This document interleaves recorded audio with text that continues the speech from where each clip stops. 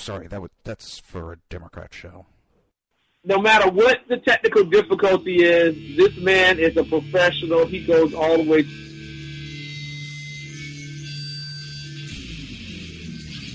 What you represent to them is freedom.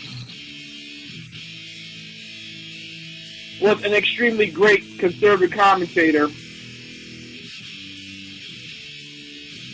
We're tearing it up on Wednesday night. This is awesome. This will allow me to retort. Well, this is Jersey Joe for the Reaver of Common Sense show. 8 p.m. on shrmedia.com.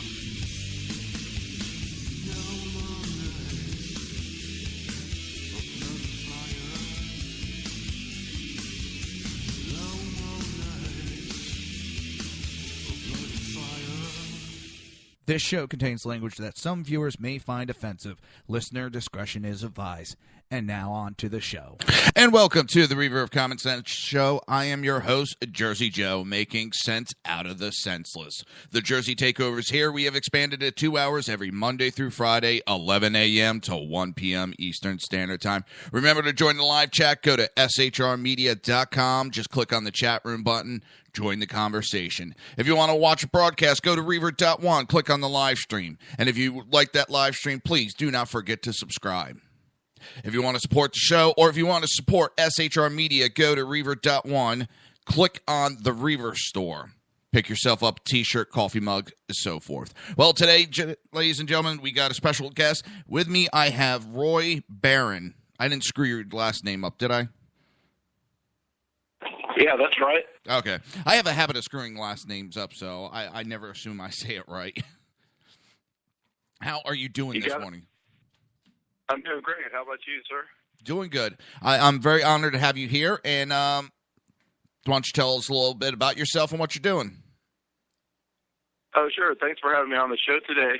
Well, I did quite a thing over the last 5 years. I got rid of all my stuff, put everything in a backpack, and I started hiking the Appalachian Trails. And I got the idea to start writing a book about my journeys. I was 42 at the time, and now, fast forward to 47, I was sitting in a cubicle with all these pictures of people hiking mountains and jumping out of airplanes, and I said to myself, I got to do that. And my parents were aging, and I started realizing that in my 40s, being 80 wasn't that far off, so I packed up all my stuff, and everything I own is in a backpack, and I've been living like that for 5 years. Traveling all over different places, meeting with people, and as I started meeting different people, the book I started writing changed, and I ended up writing 30 or 40 versions. I'm self-published, but I'm on Amazon.com on Kindle and paperback. It's called Looking Glass Shattered, Cubicle Commando to Constitutional Conservative Leader.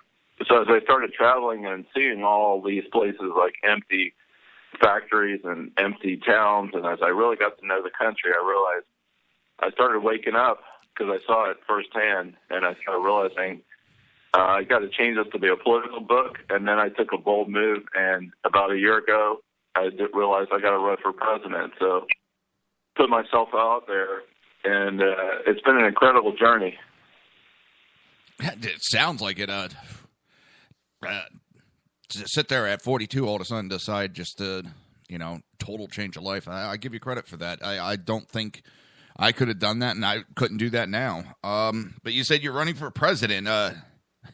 Tell me, how is that like? That's got to be stressful right now with everything that's going on, not just in our political race, but the worldwide government, the political atmosphere in the whole world. To be running for the president of the United States, that's got to be a huge stress on you. Yeah, it's a bold move. I'm telling everybody I've got three options. I have been reaching out to some billionaires. I put together the website, roybaron.com, ROYBARON.com, and one option is there's a real remote chance there might be a contested convention in Cleveland, Ohio in July. I mean, I know that's really, really remote. I've been emailing some billionaires with a press release that I have, and saying I'd be happy to meet with you and have a chance. I know it's going to take a lot of money. The reality is it took $1 billion for Obama to get elected in 2012. That, it's got to be a huge amount of money. The second option that I would run as an independent write-in candidate, and I know a guy here in Fort Worth who he's also running for president, and he's been in Congress and stuff, so he knows all the angles. We're going to talk on Saturday. He's already done all the research of what it takes to be an independent. The third option would be I'm going to help create an American revolution because we've gotten out to that point. So I've offered myself up to be a leader and just see what we can do. If enough people rise up, I'm going to be one of those leaders. So those are the three options that I'm looking at. I think we're headed towards losing our sovereignty, losing our borders. So these things are the types of things that pushed me into 2016. I believe with the candidates that we got now, I think that we very well likely won't even have a country after 2016. So that's why I'm doing this.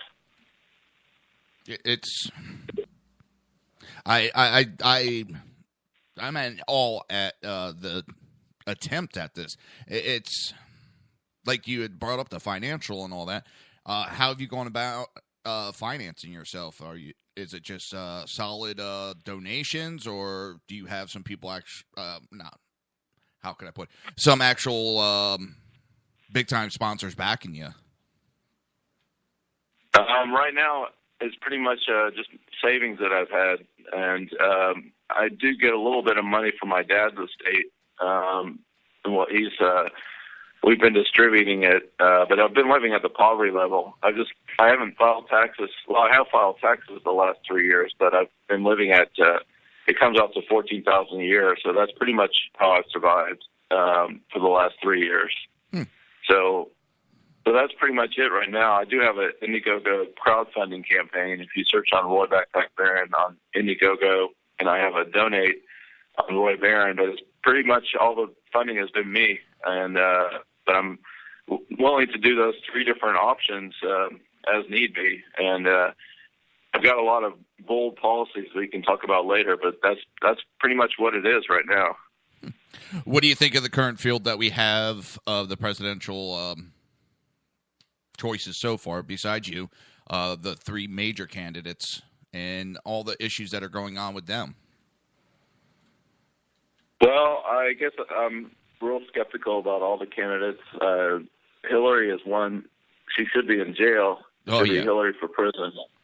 So definitely she's can't believe it. And Bernie's I never thought in a million years this country would ever have a socialist candidate that, from Bernie. So he's terrible. And then there's some doubts in my mind about Ted Cruz, just something about him. I don't know. There's been a lot of jokes and things about him on the internet, but I think a lot of people pick up there's just something not right about him.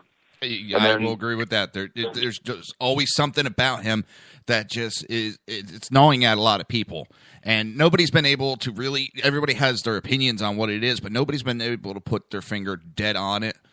But for me, I think he is more about a worldwide government and going in that direction than he is about American sovereignty. Right. And they showed that his wife worked for that Council of Foreign Relations, which is one of those globalist groups. So that really doesn't. I saw that, and I was like, man, I can't really get behind Ted Cruz when I learned about that. Have you heard about that? Yeah, she was for the North American Union would be Canada, United States, and in Mexico. I've talked about that a couple times.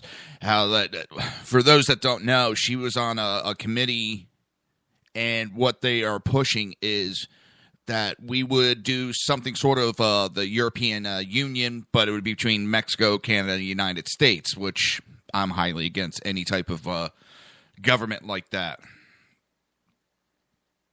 Right. So her having a wife with that kind of background is really, and some of his voting hasn't always gone in line with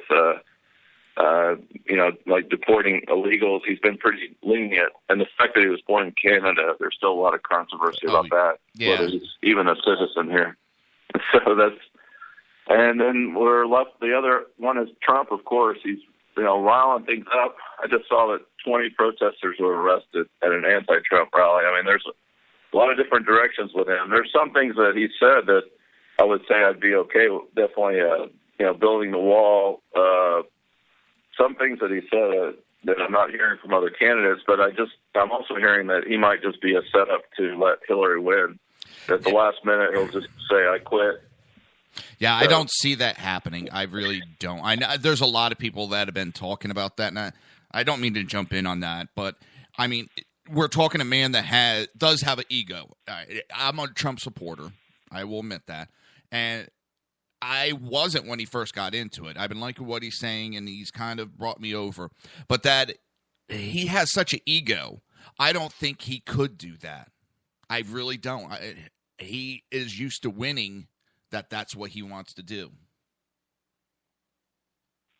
Yeah. I think one thing is he comes across to me as a victim. He's, always something's happening. He says, well, the Republicans are coming after me, or these candidates. But I would have to say he would be my best choice right now. But I'd like to see him. We live in a victim society now. Everybody's a victim, and it's like a multi-billion-dollar industry. People say, "Oh, I'm this victim of this or victim of that," and I'd like to. That's a big part of the Democrat Liberal Party is I call it victimology. That everybody's a victim, and to get past that, can't be a victim for the rest of your life. But there's a lot of encouragement in our society, like with self-help and all that, to say, oh, woe is me, and victim, instead of just get up by your bootstraps and do something. Get out there and, can't stay a victim forever. I'll agree with that. And to me, I think he's playing on what, maybe not playing is the right word, but we've all been saying certain things about our government, and that the elections are not tied to us people, that it's tied to certain groups, they decide and all that. And that's what I think he's going towards with what he's saying. He's saying what a lot of people have been saying for years. But, yeah, I could see we have turned into this victim-type mentality where it's always somebody else's fault, and I hate that. I mean, my 12-year-old daughter takes more responsibility than most of these politicians. I brought her up that if you make a mistake, you stand up, you admit to it, you take your licks, and you go on. You'll get more respect from people if you actually admit when you make a mistake. Don't play the victim. Don't play, oh, it was somebody else. I can't stand that. Yeah, I agree. It's unfortunately that's been a lot of what we've had here with all the therapy and self-help and all that stuff. That and the other people are encouraging each other to stay like that. So that's part of one of the many issues to talk about on how to fix the country. But one of the things about my run for president, which is out of 316 million people, I have to ask myself, why is there only 20 or so candidates? I mean, they had at one point something like 12 on the Republican side, and then they threw up a couple unknown people on the Democrat side. They just put them on the podium all of a sudden one day. So I thought that was funny. It was like, what are those two guys standing there? And then they kind of disappeared, but sitting next to Bernie. So there's a general sense of people are just appointed. They're not elected. And so, that's part of it. My campaign is I'm running as a 99%. I'm this, who's the guy to represent the 99%, not the 1%? I'm feeling, and a lot of other people, these other candidates are running for the 1%. A lot of people say we're the corporate state of America. It's all the corporations. But I've offered some specific plans on how do we get back to the 99%, which since 2007, we call it the Great Depression. It was a depression instead of a recession. We really haven't picked up our economy since then. We've actually, I'm on with Todd Bubba Horowitz with Fox News and a lot of real level-headed people. And the stock market is a Ponzi scheme. It shouldn't be anywhere near where it is now. So a lot of people are predicting that it's going to drop like 80%. Oh, it's going to crash. It's going to crash hard. And thank you for bringing that up, because sometimes, when you bring stuff up on a show like this, sometimes you feel like you're out on your own. And that's one of the things I push on, that the stock market is right now artificially inflated from our government financing it. Right. And one of the things, too, is that companies like Exxon have been buying back their own stock, and that's part of why it's gone from around 12,000 up to, I don't know what it is now, but something like 16, 17,000. Right? So when companies start buying back their own stock, it can jump way high. But Todd Bubba Horowitz is a real level-headed guy, and he basically said we've got to have a revolution. And when people like him, he's not really in the he's not in the conspiracy or tin hat crowd. Yeah. And I've been open to conspiracy tin hat ideas. I've certainly heard a lot of them. There's a lot floating around, but he's basically saying we're headed to a revolution. So I think the option 3 when we first started the show is really what I'm going to do. I was saying I'm going to be one of those leaders, whatever it takes. We might have to totally reinvent what the United States is about for the people, to rise up, whatever that takes. So the Declaration says it in there. That gives us the permission to do it. That's right. And I'm a firm believer in gun rights. One of the things as president, I've interviewed before Eric Pratt, who's the Gun Owners of America. He's the executive director, and Larry Pratt. I've talked to both of them to bring back all the laws that help law-abiding citizens. So I'm a big proponent of that. One of the first things I would work on is to get rid of all the laws that are stopping our law-abiding citizens from getting guns. And one of the things is that a bad guy can always get a gun. There's nothing we can do about that. There's nothing to prevent it. I would definitely sit down with NRA and GOA and make sure we get everything overturned. Another thing is if a person has a right in one state for their firearms, they can go to all the other 50 states and have the same rights. Because right now, if you're in Arizona and you have a gun and it's an open carry in Texas here too, you should have the same rights. You go to Maryland. Maryland's one of the worst states for gun rights. New Jersey's even worse.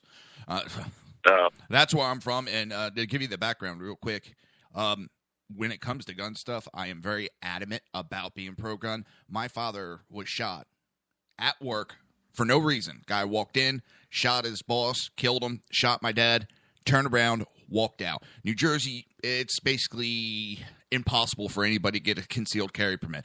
So that criminal, that scumbag, he does not care about the laws. He does not care that there's over 1,000 federal laws on guns. He's going to do what he wants. That's what criminals do. They break laws. And I'm very much for protecting ourselves, and that's one of the things I'm glad I live in Florida now, because it's not like extremely easy, but I don't mind the process that they have to get a concealed carry permit. But at least now I can protect my family, unlike my father was able to. I mean, he's alive, but it was hell for 10 years.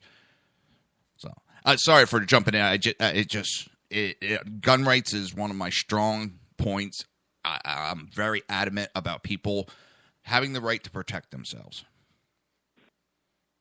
Yeah, I'm sorry to hear about your dad, but I agree wholeheartedly. And one of the things is the liberal media never talks about the stories of all the thousands and thousands of people are alive today because they had and someone breaks in. We never hear those stories at all, so that gets me wrong up. It's like they never talk about that. But so many people's lives have been saved because they had a firearm. There was a recent case, I believe it was Idaho or Iowa.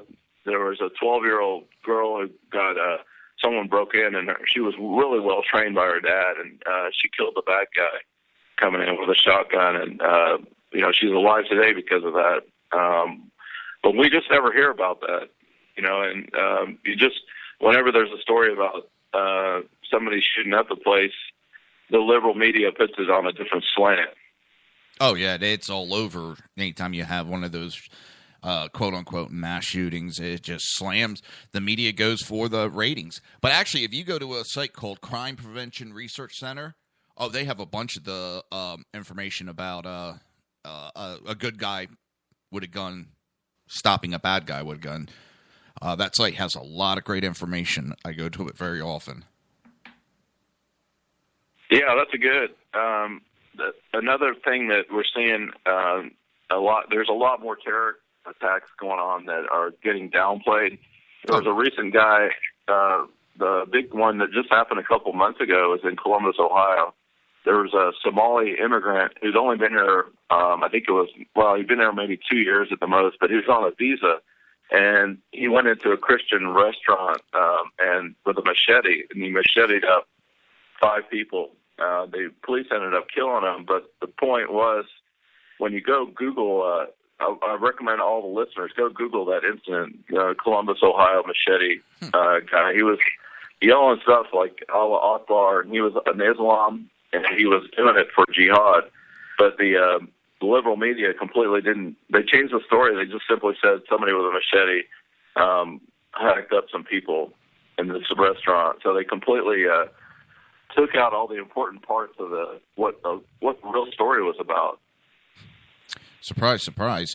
It's also like out of the European Union, when they're talking about what's going on with the Muslim invasion that's going on, they don't say anymore Muslim. It's the North African and Middle Eastern. Not even Middle Eastern. It's usually North African. I can't remember the other term they use, but they never come out really and plainly say it. Listen, I don't mean to cut you off. It's time for a quick break. Hopefully you're going to stick around longer and continue our conversation. Oh, sure. All right, we're going to cut to a break real quick. It's about 4 minutes, and we'll be right back. You're listening to the Reaver of Common Sense right here on SHR Media and High Plains Pundit Radio. We will be right back.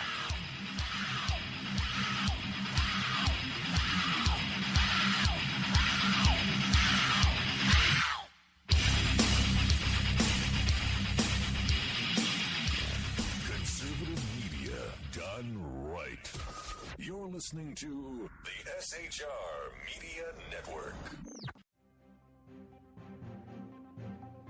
Breaking news. According to the latest report coming out of SHR Media, a merchandise store to support both the Reaver of Common Sense and SHR Media has just been unleashed to the general public. Be forewarned that this site can be contagious and numerous items can be purchased to support the best news programming. Go to Reaver.one website and click on the store link to check out the merchandise.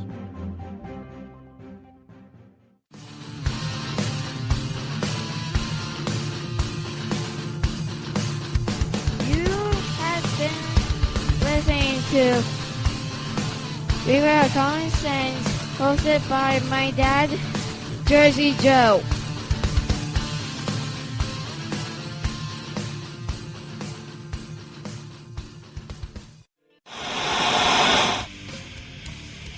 Beware, the Jersey Takeover is here. Every Monday through Friday, 11 a.m. to 1 p.m. Eastern Standard Time. You can catch the Reaver of Common Sense show, hosted by Jersey Joe, right here on SHRmedia.com and HighPlainsDailyNews.com. Only Jersey can deliver hell like no one else, so consider this your fair warning.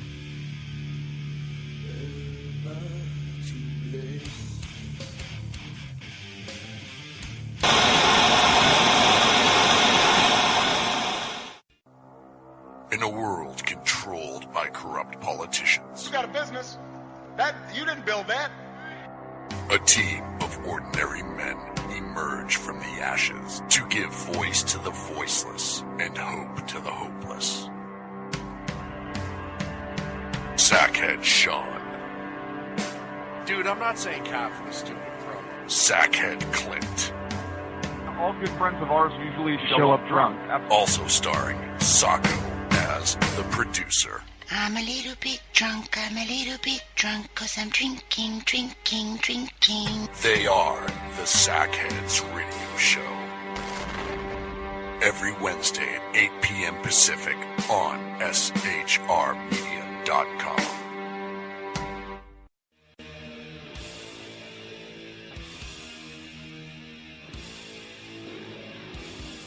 Every Wednesday night, 8 p.m. to 9 p.m. Eastern Standard Time, you can catch the Southside Mutt Show with its hosts, the Jersey Boys, Jersey Joe and Crash, right here on SHR Media and High Plains Pundit Radio, where we will be digging up the dirt.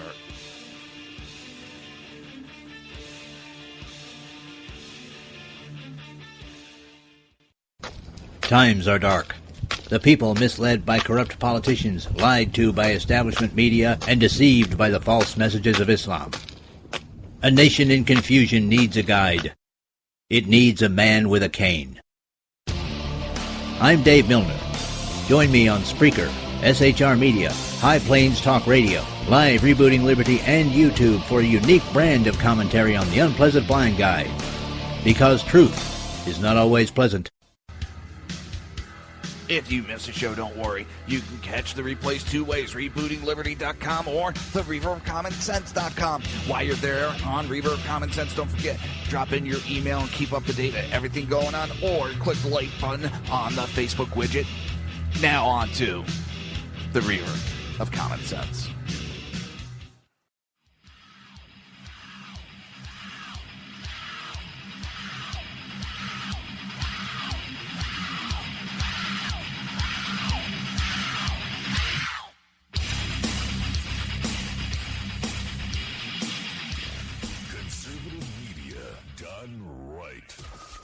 Listening to the SHR Media Network. This show contains language that some viewers may find offensive. Listener discretion is advised. And now on to the show. And welcome back to the Reaver of Common Sense show. I am your host, Jersey Joe, trying to make sense out of the senseless. The Jersey Takeover is here. We have expanded to 2 hours every Monday through Friday, 11 a.m. to 1 p.m. Eastern Standard Time. Remember to join the live chat. Go to shrmedia.com. Just click on the chat room button. Join the conversation. If you want to watch the broadcast, go to Reaver.one. Click on the live stream. And if you like the live stream, don't forget to subscribe and keep up to date. If you want to support the show, or if you want to support SHR Media, go to Reaver.one and click on the Reaver store. And today we have a very special guest, and I'm very honored to have Roy Barron, presidential candidate, on air with us. Welcome back. Yeah, it's great to be on. As we were talking before, out of 316 million people, that's a lot of millions of people. We only have about 20 or so candidates that have been running. Seems like they've been debating and running for the longest time. I mean, it's been going on, but I'm saying we should have thousands and thousands of people running. And I want to see, my candidacy is running for the common man, for the 99% instead of the 1%. So I've had some adventures, like I've lived in homeless shelters, and I just slept out of a car the other day, and a guy came up to me and looked at me through the back window, and I stared back at him and didn't, those types of things where, what it means to scrape by and have to go to the dollar store. And do I buy bread, or do I use the money for heat for that night, or situations like that, or what it's like to camp or hike or get out there in the wilderness and learn how to survive. So I've been doing Voices of Global Freedom with Yoda. I went by Backpack on the show, Roy Backpack Barron, and we met with luminaries on the show. You can find it on all over the place if you just Google Voices of Global Freedom. But we had Lieutenant General Michael Flynn, Lieutenant General Thomas McInerney, Lieutenant Randy Sutton, all good friends of ours, and Sheriff Joe Arpaio. These are all people who are major leaders in our country. Claire Lopez, former CIA. So got some incredible inside information. So my national security and foreign policy understanding is way beyond what it was in the last couple of years since I was working with Yoda. We left on good terms. For a long time, I've been wanting to run for president, and so I could have stayed in San Diego, but I really decided I got to do this and start spreading my wings and going to different parts of the country the best I can, and start meet up with different people and help inspire a lot of people. Because a big part of this is, where this whole thing about running for president, it really is nearly impossible for the common man or the common woman to run. In the grand scheme of things, it's like if you're not either a Democrat or Republican, or if you're just struggling at the poverty level, which I am, they make it so that it's really impossible. I mean, what are your thoughts, Jersey Joe? Well, I've actually looked into here in Florida how much it would cost to even run on a state-level Senate. And it's so outrageous that the common person could not afford to do it. You need so many special interest groups. You need so many backers. They do make it impossible for what our founding fathers wanted. Our founding fathers they were tired of having elitists, these top social groups that were running, the colonies. They didn't want that. And they wanted the common man. It was supposed to be people like you, me, everybody you come across. But now it's back to those elitists. You need to be able have law degrees and all this other stuff for people even to listen to you anymore. Yeah, that's true. And one thing I've started getting where people are spontaneously doing videos to support my campaign. They'll do a 3 to 5 minute little YouTube, and if you search on just Lloyd Backpack Bearing, you'll find some of those endorsements. I'm really honored. I'd rather have those endorsements than the celebrities and the billionaires and the household name people endorsing me. So that's been a big part of this campaign, is I'm bringing an awareness too that, here I am, making $14,000 a year. I'm running, doing the best I can, meeting up with amazing people as I've journeyed, just all types of backgrounds, and so that's a big part of my campaign and running too, and seeing that I like I said, I'm offering myself the American Revolution option too, and see where that goes. I followed the Bundy, Oregon. I was following Bundy, Oregon quite a bit, and I know John Ritzheimer. I actually met him up for coffee, and I saw a lot of the things they were trying to do. I know a lot of them are sitting in jail right now, but I understand all the different perspectives. I think we got to sit down. As president, I would pardon everybody that was at Bundy. That would be one of the first things I would do, and sit down with the BLM, the ranchers, and all the people that were involved, the Native Americans, all the people that are getting affected by what happened there. Well, BLM as in the Bureau of Land Management, because it's funny, kind of like the two groups that nobody likes right now is BLM, Bureau of Land Management, and Black Lives Matter groups. They have power that was granted to them by people that really didn't have the right to grant them the power that they have. They're going around taking land, and if you really look at it, it's waterways, a lot of main grazing lands that they're taking, and they're taking control of that. And it's got to make you wonder, why are they taking control of the waterways? Why is California blocking water from going into areas because of a 2-inch fish? Human life goes above a 2-inch fish that's not even native to that area. They're controlling the waterways anymore. And to your point of a revolution, I know Trump is on a way different level than you are, and that's a good thing. I mean it by a good thing. But I think he is leading with a lot of people. It is right now a political revolution. They're tired of the... How you doing, Cal?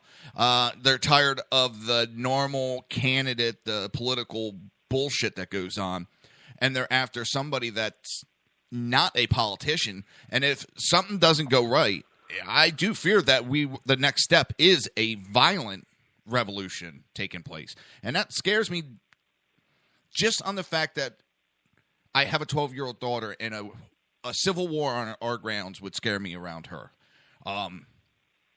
Doesn't mean I wouldn't support it, just it would scare the living crap out of me. Whereas if I was more of a single dad or single period, I'd be more apt to be on that front line with you. Yeah, I hear you. One of the things I call Obama, he's the divider in chief. Our country, we've devolved after 60 years of race relations, and that we've come together a lot more. That's all been destroyed, really ruined. So we need someone who's like an Abraham Lincoln, who's a unifier. Just to give some background on myself, my parents went through a real nasty divorce when I was about 12 to 15, and one of my things just as a kid was always trying to do the best I could to smooth things over. It really shouldn't be a child's role, but oftentimes that happens when parents go through divorces. But so I've always had this mindset, even since that age. I'm 47 now, of bringing people together. I've lived with people from all backgrounds. I lived in Atlanta in a loft with 10 people from every background, and I get along with people and dated people from all different kinds of backgrounds. And so the candidate in 2016 has got to be a unifier, got to be more like an Abraham Lincoln to bring this country together. I do have a program on my website, roybarron.com. It's called the National Service Program, where it's going to be a privatized voluntary program, but it's going to offer a lot of the solutions that we need. It'll be a paying job, and it's going to go out to companies that are bidding type companies. I put Lockheed Martin and Northrop Grumman, but I meant a whole bunch of like mom and pop type bidding companies. And it's going to offer people jobs and helping rebuild the crumbling infrastructure. It's going to teach English. We definitely need to make English as a national language, that everybody's got to speak English. So it'll offer people to get trained on how to be an English teacher and start getting paid to do English in many of our cities and towns, and also going into the military. So it's a solution. It'll also bring patriotism, which we sorely are lacking. So this national service program that I'm offering, none of the other candidates have. It's a way to unite people, but a big part of it is it's going to move people from one state to another. So there's a kid in South Chicago who hasn't really done a lot of crime or whatever, but is struggling to try to get away from a gang, or maybe they've just been arrested, but it's their very first time, and it's something like maybe a minor drug possession that they had on them, and they would have to move all the way from Chicago to Florida, for example, thousands of miles away, and they couldn't go back to their friends and their gang people back in Chicago, and they'd have to do it. They'd have to go for 3 years, and if they don't follow everything, they would have to go back to prison. But it would give them an option other than just throwing people in jail, and it would unify people. So this program, nobody else is offering. It's really important that it's privatized, because I see our country already moving into a socialized area. Another big part of this program is it would cancel the AmeriCorps, Peace Corps, and Job Corps. A lot of people don't even know that we have an AmeriCorps, but as I traveled around the country, there is one. It's built on trying to help America. It started by Bill Clinton. Probably none of the audience has ever even heard of AmeriCorps. We can look it up. Never heard of it. So I would cancel. You've heard of it? No, I've never heard of that before. Well, the only one out of the three you listed was Peace Corps. It's a real program, though. AmeriCorps, it's kind of the same idea of Peace Corps, but it's just for Americans to work here. I met several of them. It's funny that we got these programs that people have never heard of, but it's basically, they're all socialist programs, though, so we got to get rid of those and bring back business. And that's a big part of where our country's headed. If we don't make it easier on businesses, and that's part of the destruction of America. Is we got to bring work ethic back. I think we got over 40% on welfare.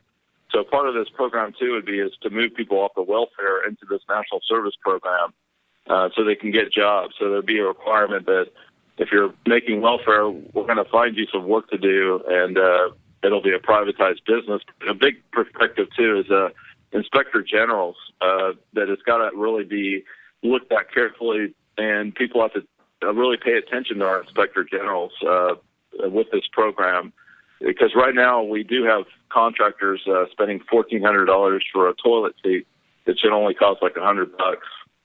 So that's a big part of it.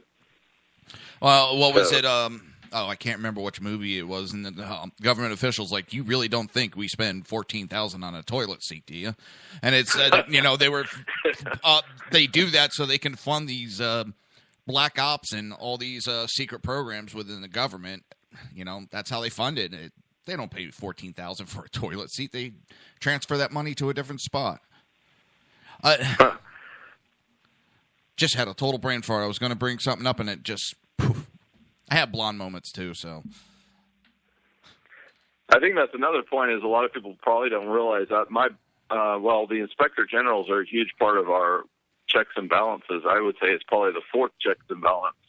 A lot of people don't realize we have them, and they create all these great reports, but people in Washington, D.C. aren't following what they're recommending. I got a great example of that.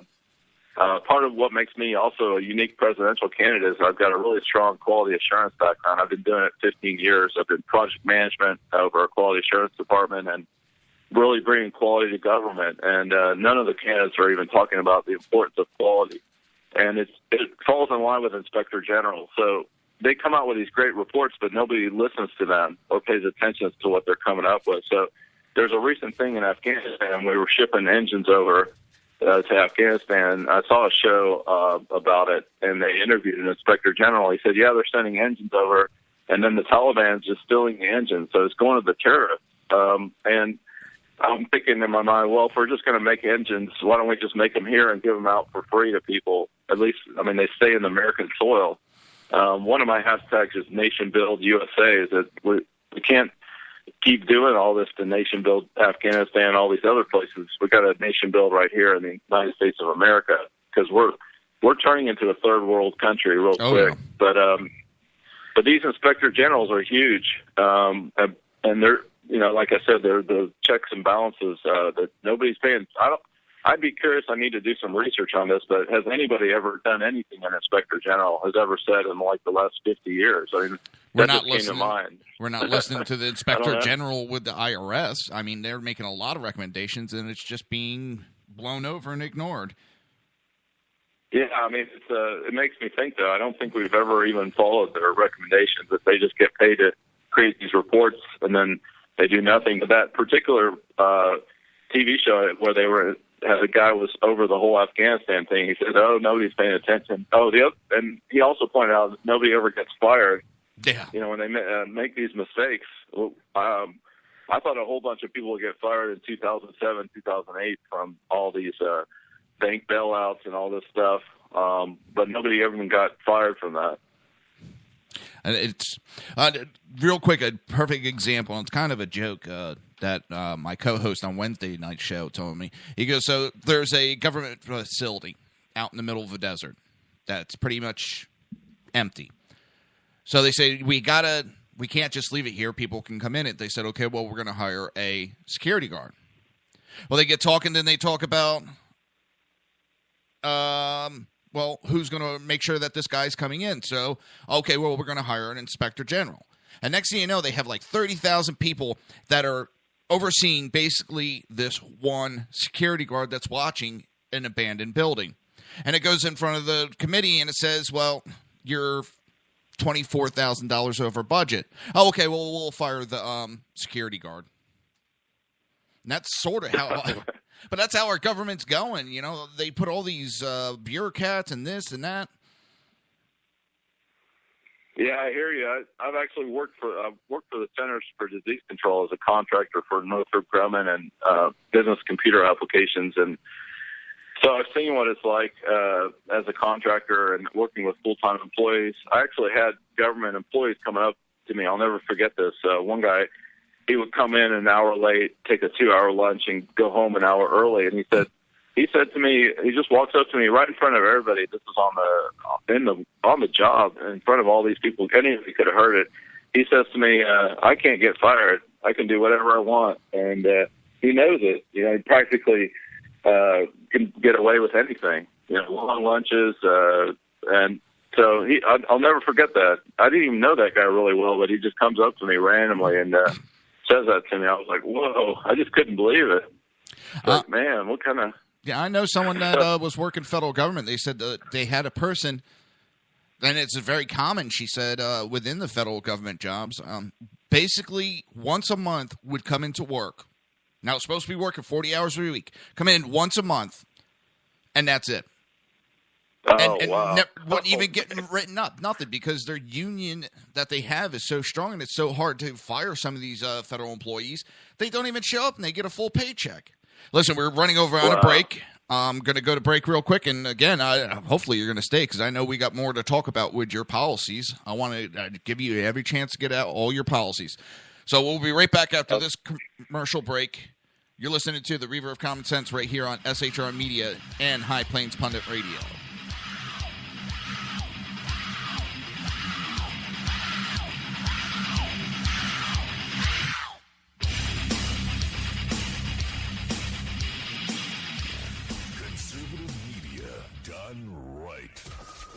listening to the SHR Media Network.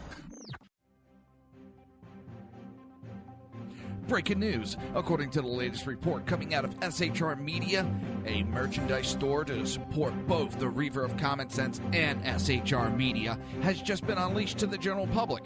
Be forewarned that this site can be contagious and numerous items can be purchased to support the best news programming.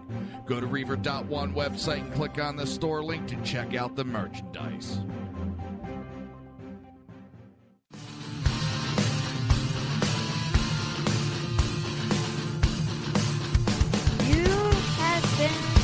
Listening to Reaver of Common Sense, hosted by my dad, Jersey Joe.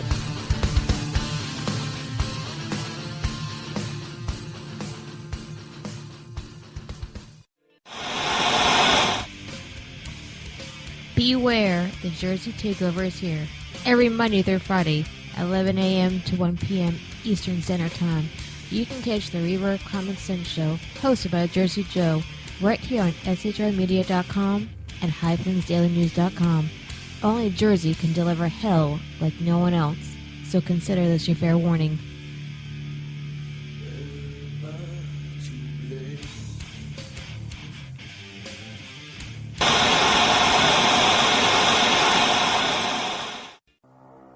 In a world controlled by corrupt politicians, You got a business.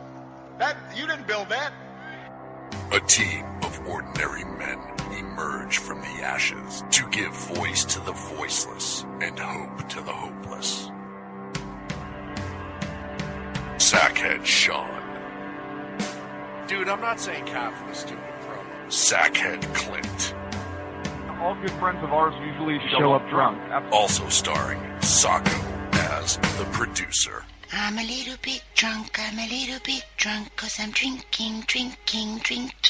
They are the Sackheads Radio Show. Every Wednesday at 8 p.m. Pacific on shrmedia.com.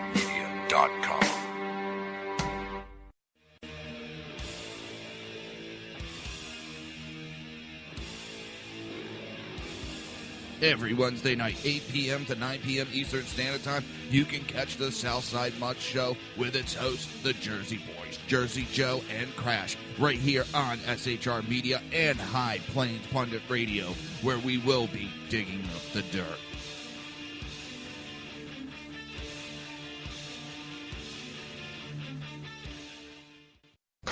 Times are dark.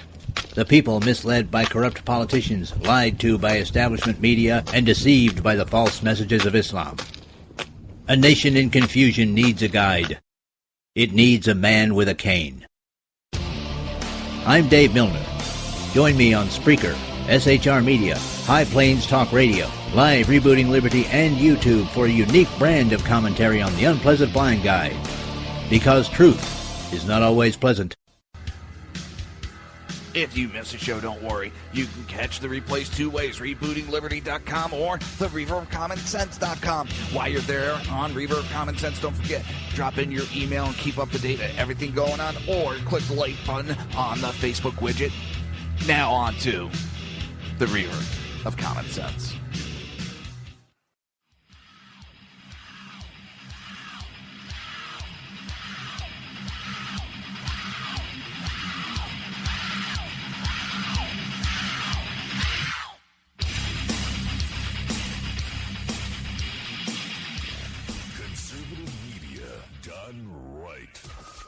Listening to the SHR Media Network.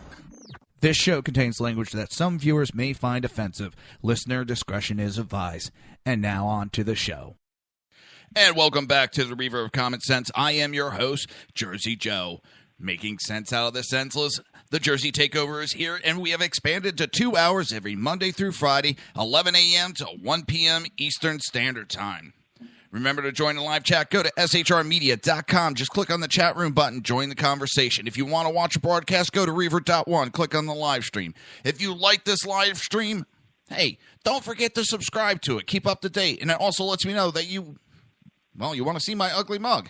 If you want to support the show or you want to support SHR Media, go to Reaver.one. Click on the Reaver store. We got a lot of different items, all the way from I Hate Whale bumper stickers to Pangea Lives Matter t-shirts. Now, on the show, we have a great host, Roy Barron, and he is running for President of the United States. Welcome back. Thanks for having me back. We left off, we were talking about quality and the importance of bringing that to government. I just want to touch on some points of why quality is so important. One is the government can keep taxing people left and right, but if it's just wasted, we talked about these huge toilet seats or whatever that are tens of thousands. We also know about the website Obama put together that costs tens of thousands. I can build a website for $12. I do have a lot of websites out there. I have a coupon code for GoDaddy, and I can get a domain and start a WordPress site for 1 year for $12. So, the ridiculousness of that website, that they kept having all these problems, and I'm into repealing Obamacare. That's a whole other thing too, but also usability is like when the U.S. government creates things, people need to be able to use them, and they shouldn't break. So I'm not seeing much at all when it comes to quality. Or we have a lot of processes available. We have like Six Sigma, ISO 9000. There's a bunch of quality processes that I learned in school, and they're out there. I mean, anybody can search them on the internet. How to have lean processes, all those types of things. But none of the other candidates for presidents are talking about bringing quality to government. So I'm the first one probably in the history of the United States who's talking about the importance of quality. And I'm not saying that Six Sigma and ISO 9000, all those are the greatest in the world, but at least they're a step forward. They all have their own advantages, and they're a hell of a lot better than what we got now, which is pretty much nothing in our federal government. And as for when it comes to quality. Oh, yeah. When you talk about the websites, yeah. The website I have for my show, I literally pay $13 a year for it. and it's not even, there's no coupon code or nothing. The only one drawback is the company's based out of England. That's it. Right. And I pay $13 a year. Dan the Man Butcher, because I'm not creative when it comes to like web design and all that. He knocked it out of the ballpark for mine within like half a day. And that looks great. I don't understand how many billions of dollars we spent on a website that didn't work. And there was how many that came up and said, listen, pay us $50,000. We'll have the website up and working in 12 hours. Yeah, they still don't even have it up and running. Yeah, it's true. And I heard some of it is the what I call the good old boy network. I'm from Knoxville, Tennessee originally, and I've spent most of my life really living in the South. Most of it in Atlanta, Georgia for 15 years, and just traveling over. I'm also in Texas. I have a company here in Texas. It's a social media company, but it's a lot of things that we see in the government are the good old boy network. So my understanding is that website for Obamacare was put together by one of his buddies back in Chicago, who sounds like a disaster. The ridiculousness of how much it costs to put it all together. So quality is definitely a huge need, and usability, that they got to think about things before they just do them. They got to make sure if they create a product or service, the people, are they going to really use it, or is it going to break on them? Or in general, it's bigger than websites. It's pretty much everything. When we went into Afghanistan, we were thinking about what was really thought of. Was there any thinking going in there? And my as far as my national policy when it comes to defeating terrorism, I have a unique plan that nobody else has. Is I'm going to bring back colonial powers. I've been talking to a lot of luminaries such as Lieutenant General Michael Flynn and all these people. Major General Valley is a personal friend of mine. I came up with my own unique idea there. Is like in Libya, which has turned into total chaos, bring back France and let them rule it with a really hard leader.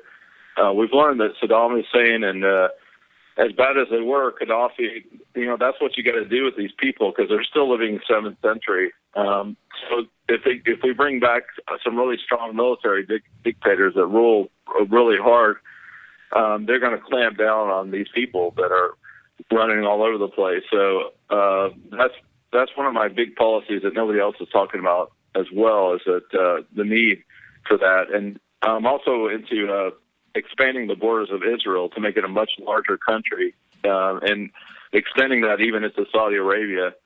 There's recent news that Saudi Arabia was involved with 9/11. I think all of us in the know, we knew that these bad guys were from Saudi Arabia. So let Israel have some oil companies, oil countries, or in the Middle East, let them expand their borders, because they are the only democracy. A lot of people don't realize how there's about 8 million that live in Israel. They have 1 million Muslim Arabs that live there peacefully. Mm-hmm. They're very well vetted. They're fully vetted, but they've accepted the Muslims in that they vet.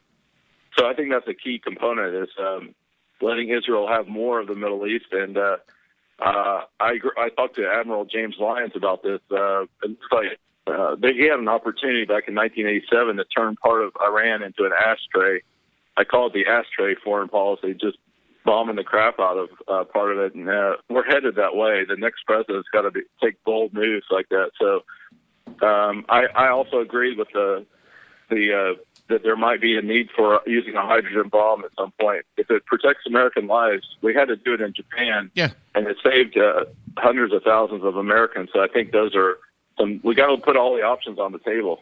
Well, here's my view on that whole Middle East issue that's going on. Well, especially with the global jihadists, or whatever term you want to use, is we need to hit them so hard. And I mean, hit them hard and nasty. Stop having these gloves on. Hit them so hard it scares Allah into them. I'm not trying to be offensive by that thing, but that's their God. Put the fear of Allah in them, that they would never step up to us again. That's sort of like what we did to Japan. I mean, I don't think it was intentional that we said, all right, we're going to scare the piss out of Japan. Just do something that is so horrific that'll make everybody think twice for another 50, 60 years before they even think about stepping up to us. We have too many rules of engagement stopping our military from doing their jobs, and we got to stop letting politicians dictate how to fight a war. We pay how much money to train these generals, and they're not allowed to do their job? I agree with you wholeheartedly. One thing I would do as president is go back to the rules of engagement we had in World War II, which is, you just completely annihilate the enemy. And I've been learning a lot on talk shows, including Jersey Joe, talking with you and off air and on air. But one thing that happened when Japan got a couple nuclear bombs dropped on them, they actually had outlawed the Shinto religion, which is some kind of a version of Buddhism that, they were doing kamikaze too. They were killing themselves. So very similar to this jihad, and they went through a time period where they actually outlawed it. I'm not sure. I think even now they can't. They're not allowed to do that version of it's some kind of crazy Buddhism gone awry. So I guess the same thing. Look at if we hit them and hit them hard, and if we have to go hydrogen or nuclear on them, especially just wipe out Mecca. I'm a big fan of just wiping that out. It needs to go away, that whole area of Saudi Arabia. We're going to really bring about change. So many Americans, the last 20 years of presidents, they've all bowed to this king of Saudi Arabia. And, it's disgusting. Obama actually literally bowed to him. Yeah. And so, I was on a recent conversation with Major General Valley. There was a couple things back in 1973 that Nixon made a promise to Saudi Arabia. He said, so long as you always back oil with dollars, we'll protect you. And so we've held that policy since 1973, but just because we did that back then doesn't mean we can't make a change. And so get off these kings, get rid of them all in the Middle East. It doesn't make sense that we live in an age where we're working with Saudi Arabia that still, they hire beheaders. Some article was circulating where, that's a real job there. Literally that they behead people in the square, I wonder how that interview goes. What's that? I wonder how that interview goes. So what experience do you have beheading people? Do you come with your own sword? We'll provide the sharpener. Yeah, exactly. Yeah, that's true. We live in 21st century. Some of these things are just beyond our upraising and what we see. But the Ba'athist Party, that's part of Saudi Arabia, they're just as bad as the Hezbollah Iranian terrorists and the ISIS. They just do just as cruel things. And the media that's controlled, they don't bring that up. Another thing that always makes me mad is that the feminists, they never speak out against how women are treated in Islam. I mean, they're property. They're basically property, women and children. I'd like to see feminists speak up. They should be protesting in the streets saying, hey, the horrors of Islam. So there's a lot of things like that going on. Okay, we got the liberals. We got the liberals protecting the Muslims, and then they're screaming that the right side has a war on women. And it's like, huh? Do you see what the Muslims in the Middle East are doing to the women, and yet you're protecting them? You have companies that won't go into North Carolina because they don't want men in women's bathrooms, so they're not going to build a building in North Carolina, but yet they're doing business with countries where gays are being executed, transsexuals are being executed. It's not that they're not allowed to go in a bathroom. They're literally killed for being who they are, and it just boggles my mind how the liberals can sit there and back one side and turn their back on another. Yeah, I agree. It has gotten to be ridiculous, but I'm the candidate who has the strongest foreign policy, and domestically, I would also add, I just got off the phone recently with Robert Spencer, he's the director of Jihad Watch. You can find all this if you go to YouTube, search on Global Freedom Net, you'll find all our interviews. Incredible with me and Yoda when we did the Voice of the Global Freedom. But one of the things, he was at Garland, Texas when Islam terrorists showed up from Phoenix, and they were immediately shot by a street copper. I don't know all the stories. I know that they were shot in the head like immediately as soon as they got out of their car, and I was watching all that live when it was going on. But he had to go into a safe room with Pamela Geller. But one of my policies would be, well, if those guys were from that Phoenix mosque that did anything, I would completely bulldoze the mosque. I would just destroy it like it never existed. So when it comes to Trump and Cruz and all the other candidates, I'm actually a lot more conservative on a lot of these issues when it comes to national security. I would also deport the 11 million illegals that we got running around here. My heart goes out to Kate Steinle and her family. Beautiful, beautiful lady. She was 32 in the prime of her life, and her father was standing with her. I tell the audiences, I've been on a bunch of shows, Kate Steinle could be any of us. Any of us could have been, having a good time in San Francisco. Yeah. And some sleaze scumbag illegal just shoots us dead. So that's a big part of we got to get rid of the illegals and also cut. A lot of people don't realize we already have laws on the books against sanctuary cities. It's just these cities choose not to enforce them. So as president, I would definitely take down all the funding to these cities. Like San Francisco is a good example. They're a sanctuary city. I would just say, okay, we're not going to give you any more funding. No, and that'll fix that problem. If it was my shoes, one suggestion: you start charging these local politicians with criminal enterprise because they are engaged in a criminal enterprise because, well, they are technically like a business and they're protecting illegals. I mean, it's no different than giving safe haven to someone robbing a bank. You can get charged for that. Why aren't these local politicians being charged for harboring criminals? Yeah, I agree. I would do that as well too. It's we got to take some really firm, points with all this. And what we've been talking about on the show today on Jersey Joe is like we're not hearing this from any of the candidates. I have to ask you, Joe, is like why aren't we hearing? We've talked about a bunch of things like quality, how to really permanently defeat the terrorists.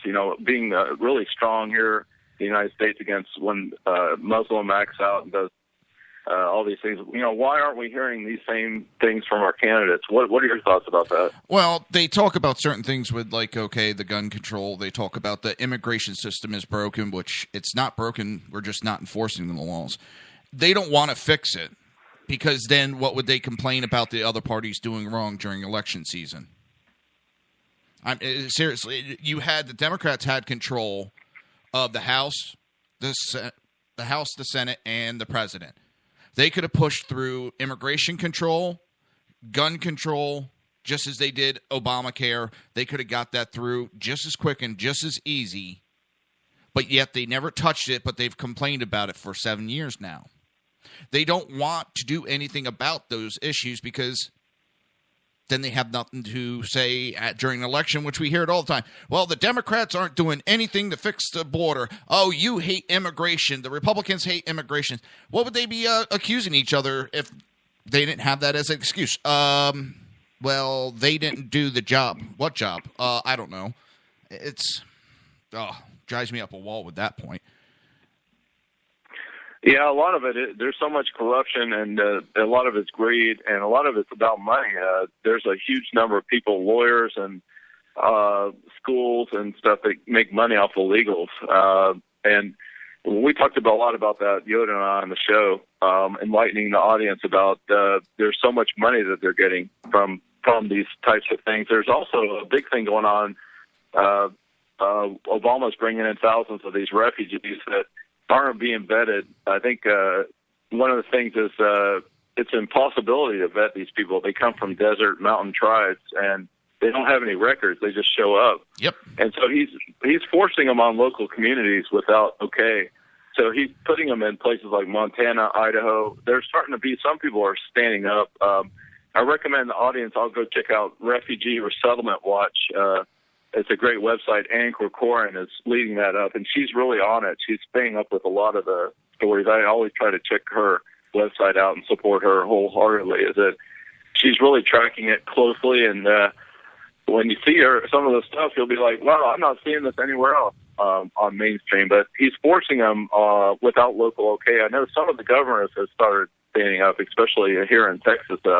I'm a huge fan of Greg Abbott. He's doing a really good job. He's doing the best he can to stand up to this refugee issue. The other thing is, I would definitely ban Sharia law. I hate to say that because we are a constitutional law country, but I think that you have to take a bold move and say, Sharia law is illegal. We shouldn't have to do it as the next president. I shouldn't have to say that, but the reality is, it is creeping. It's called creeping Sharia. We already see Dearborn, Michigan. You can drive by through Dearborn, and you won't find a single American flag. More likely to see an ISIS flag there or a Hezbollah Iranian flag. Yeah, and they just try to do it. The way I tell everybody is take a look at England and Europe, what's going on there, and we're like 5 years behind of that type of living.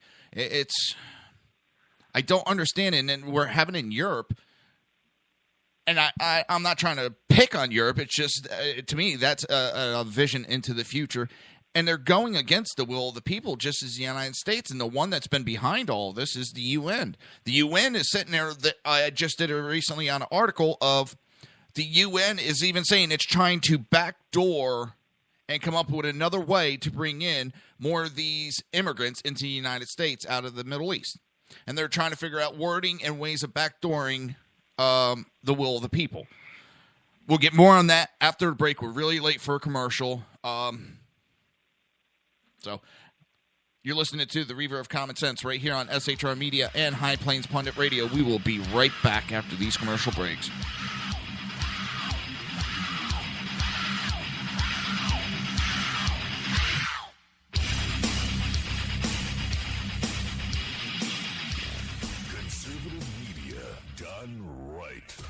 You're listening to the SHR Media Network. Breaking news. According to the latest report coming out of SHR Media, a merchandise store to support both the Reaver of Common Sense and SHR Media has just been unleashed to the general public. Be forewarned that this site can be contagious and numerous items can be purchased to support the best news programming. Go to Reaver.one website and click on the store link to check out the merchandise.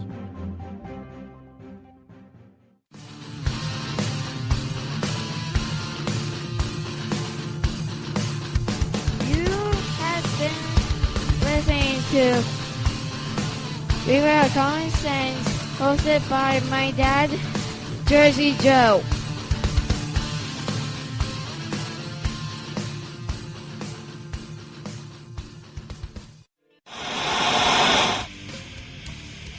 Beware, the Jersey Takeover is here. Every Monday through Friday, 11 a.m. to 1 p.m. Eastern Standard Time. You can catch the Reaver of Common Sense show, hosted by Jersey Joe, right here on shrmedia.com and highplainsdailynews.com. Only Jersey can deliver hell like no one else, so consider this your fair warning.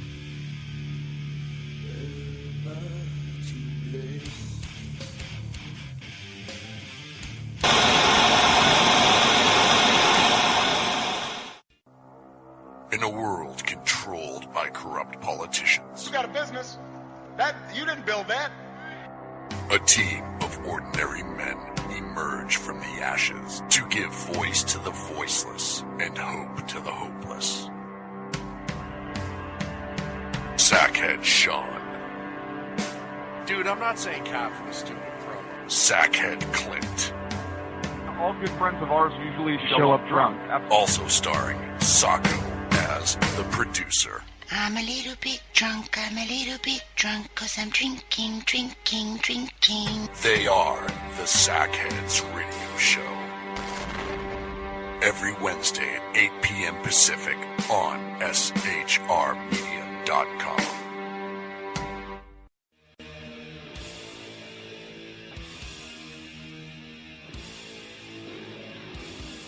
Every Wednesday night, 8 p.m. to 9 p.m. Eastern Standard Time, you can catch the Southside Mutt Show with its hosts, the Jersey Boys, Jersey Joe and Crash, right here on SHR Media and High Plains Pundit Radio, where we will be digging up the dirt.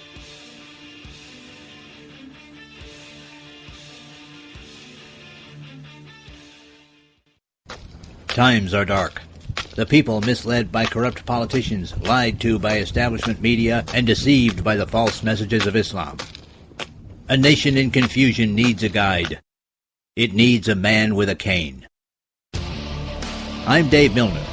Join me on Spreaker, SHR Media, High Plains Talk Radio, Live Rebooting Liberty, and YouTube for a unique brand of commentary on the unpleasant blind guide. Because truth is not always pleasant. If you miss a show, don't worry. You can catch the replays two ways, rebootingliberty.com or the reaverofcommonsense.com. While you're there on Reaver of Common Sense, don't forget, drop in your email and keep up to date with everything going on, or click the like button on the Facebook widget. Now on to the Reaver of Common Sense.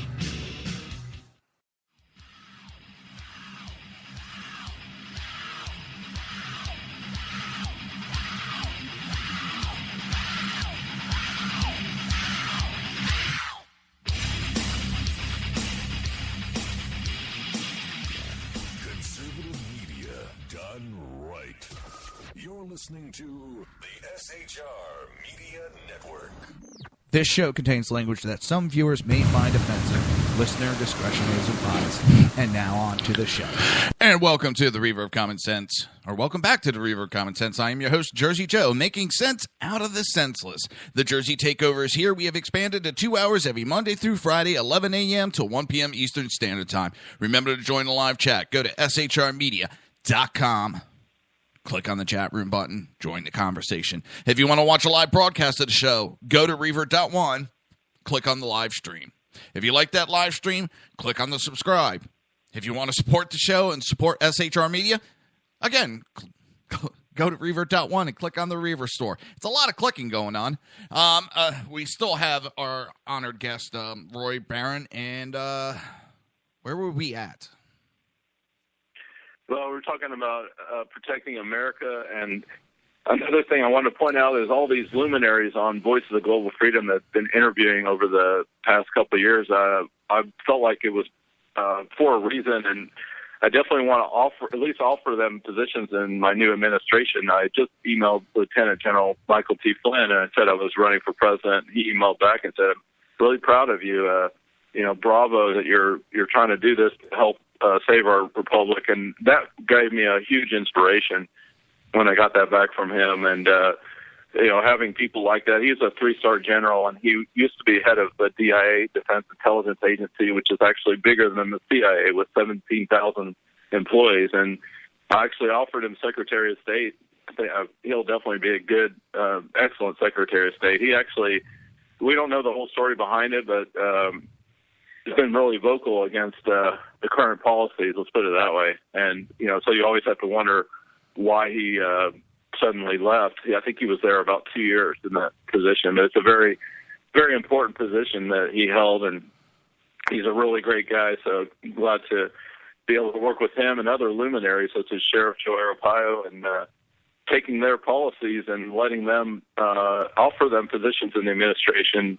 Claire Lopez would offer National Security Advisor position. Frank Gaffney used to be Assistant Secretary of State under Reagan. I would say work close with the Center for Security Policy and all these luminaries and bring them into the administration. I'm calling it a dream team cabinet of all these people that we've interviewed, including Robert Spencer. Right now, for example, he's not allowed to teach the FBI about the Muslim or Islam menace. He was able to until 2012, and then Obama stopped allowing him to teach about it. And one of the important things I want to tell the audience is that right now the FBI, when they create the report, they're not allowed to use the word Islam, Muslim, terror, and that's really hurting our national security. We just learned from FBI Director Comey that every fourth day they're catching someone who's about to do some kind of Islam terror attack. So it's unfortunately the writing's on the wall. We're predicting within the next 3 to 6 months we're going to see a lot more Islam terror attacks. I mean, it's just. Well, I'm going to make a prediction. I'm going to make a prediction. Shortly after, if we have a Republican president nominated, shortly after we're going to have another attack. And I don't think it's going to be a hard target like a World Trade Center, but I think you're going to see 20, 25, 30 soft targets being hit all at the same time in different cities and multiple targets within each city to overload our emergency system. And I know that's one of them. Shortly after the World 9/11 happened, I was deputy chief of EMS, so we were getting a lot of communications from military personnel and, stuff that we're not supposed to talk about.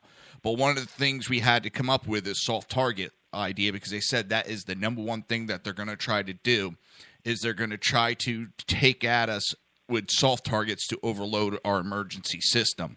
And just watching some of the things they're doing over in Europe, the attack in Paris, the attack in Brussels. And they've even said these are little training and test for a bigger event that they're going to do in the United States. But as soon as we get a conservative Republican president, and it doesn't matter who it is, we're going to get attacked. Even I think if it's a Hillary, I still say we're going to get some kind of attack shortly after.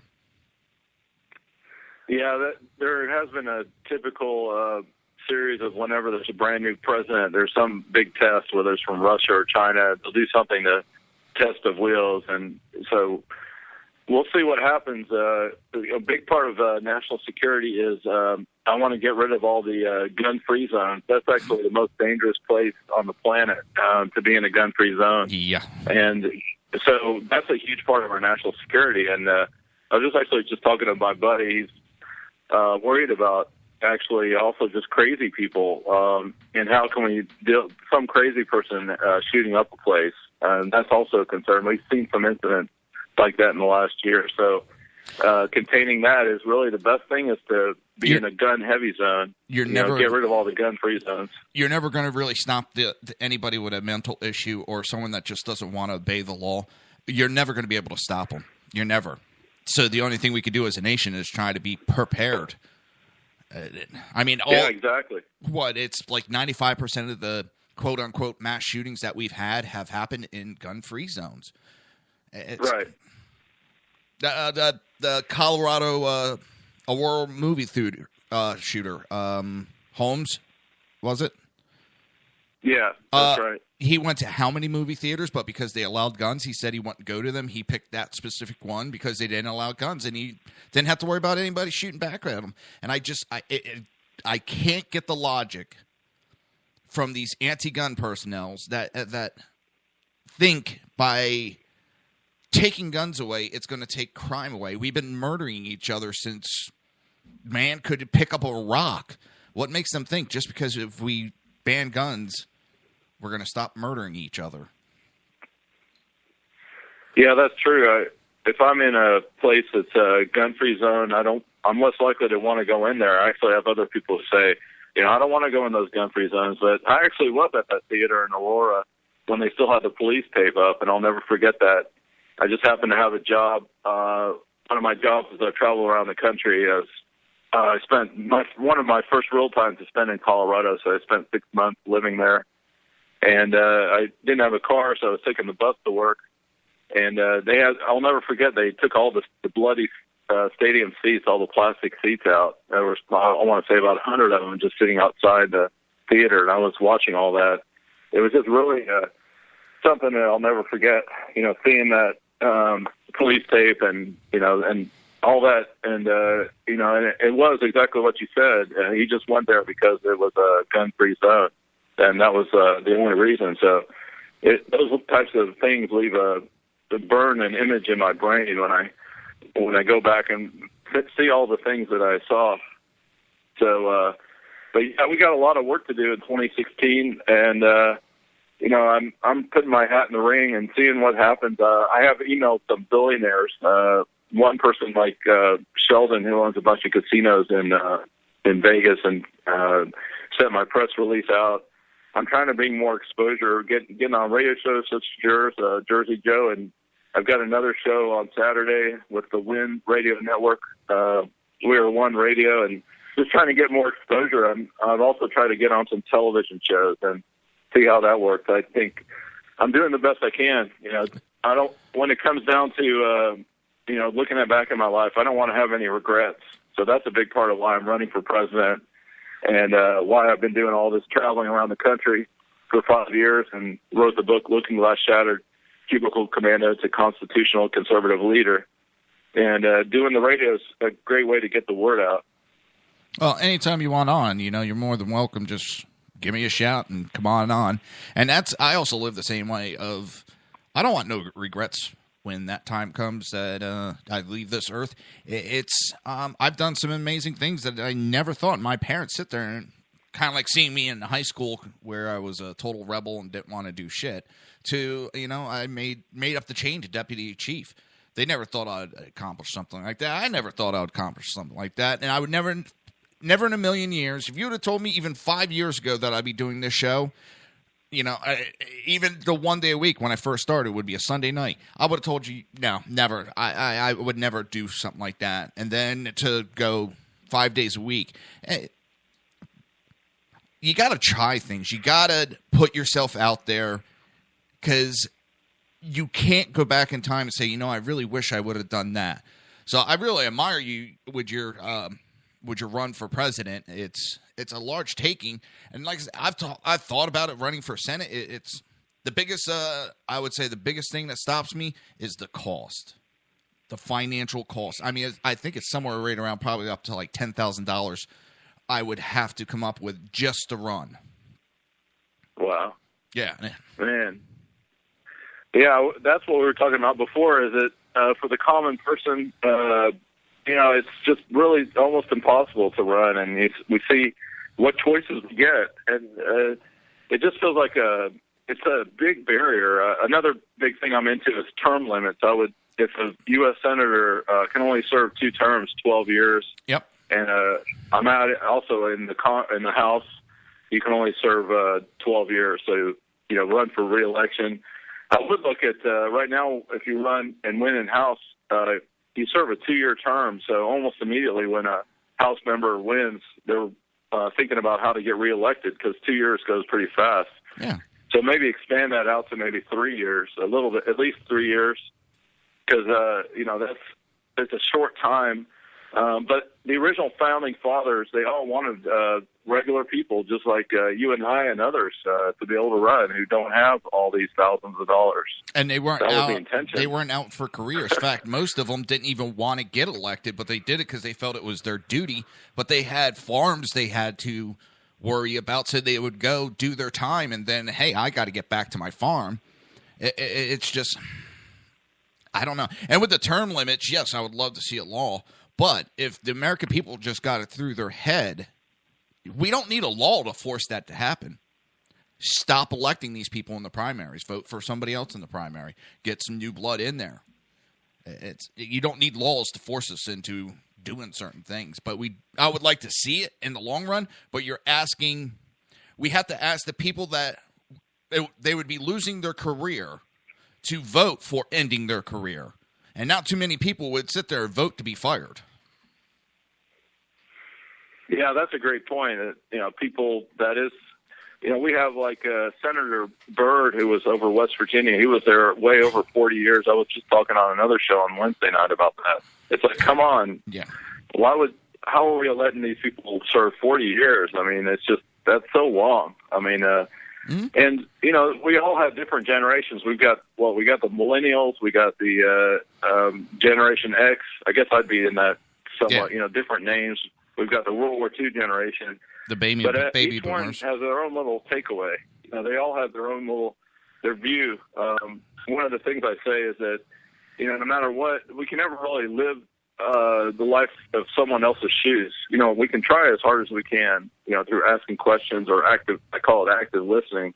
Yoda and I talked about this a lot off the air, is how important it is to really listen, but also be a good communicator. But when we have all these different generations, someone who's a millennial 20-year-old and someone who's 70, there's a lot of differences in life experiences between those two generations. Oh, yeah. Well, it's also, I think some of the problem we have with our government is because we got these people that have been in there 30, 40 years. You got McCain, you got Harry Reid, and they're so used to doing governing a certain way of the 70s and 80s, and even in the 90s, It is not going to work in today's society. You can't govern the same way. And most people, once they get into a certain way, they may change a little, but they always have that life experience to base off of. So we're trying to have some people governing us several decades old, and we can't have that. We need to get fresh blood in here. Right. Yeah, exactly. Now, worries me about, I'm also against, I call it Communist Common Core. Did a really good interview with Dr. Peg Luksic, and she's a leader in the field against Common Core. One of the problems why so many millennials are voting for Bernie Sanders or behind him is they just don't know history. They don't know how bad socialism, which leads to communism, is. But that was a great interview with, I would put her in charge of our education program. She's another person I would bring in after interviewing her and take down all the roadblocks. A big part of it as president, bring in a good team of people and say to them, let me know if you have any roadblocks and I'll take them down. But she does a great job. She travels around the country speaking out against Common Core. She was even going to debate some pro-Common Core people, but they never showed up because they realized that she has all the facts with her. She used to work for the Secretary of Education, and she ran for governor of Pennsylvania. So she knows what she's talking about, but she's fighting a good fight. And but the problem is that they're not teaching history, and the other thing with Common Core is they're doing stuff in the classroom, and they're not telling the parents what they're doing. So they might tell the kids aren't even allowed to bring their books home anymore. Yeah, it's real bad. My 12-year-old, I see it, and my co-host with his 4 kids, they're not allowed to bring the books home. And a couple times the kids have done it, not purposely. And he's gone through it and gone, holy shit! They've totally reworded the Second Amendment. But I was going to make it earlier, that blonde moment I had. You were talking about kind of like the socialism that we're having to take over.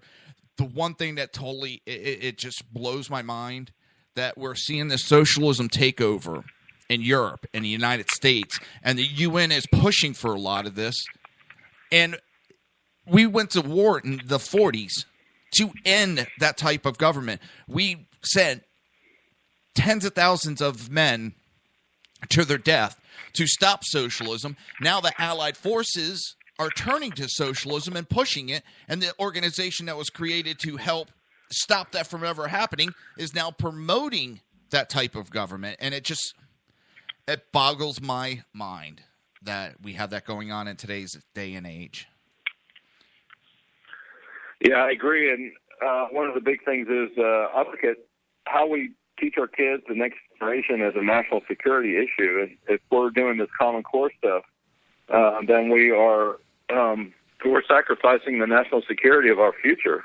It's that big of an issue.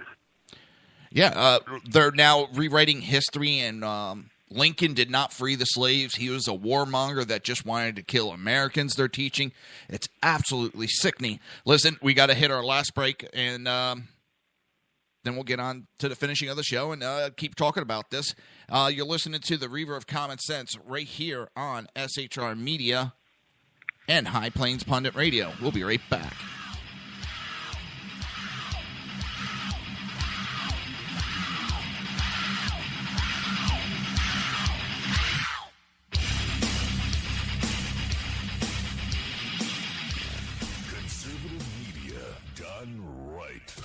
You're listening to the SHR Media Network.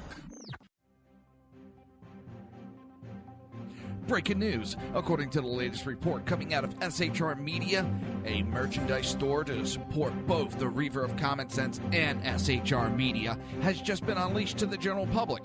Be forewarned that this site can be contagious and numerous items can be purchased to support the best news programming. Go to Reaver.one website and click on the store link to check out the merchandise.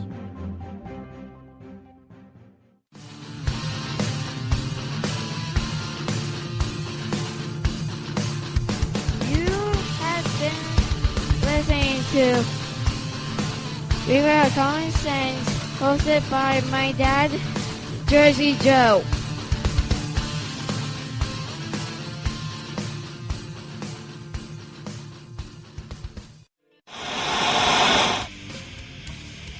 Beware, the Jersey Takeover is here.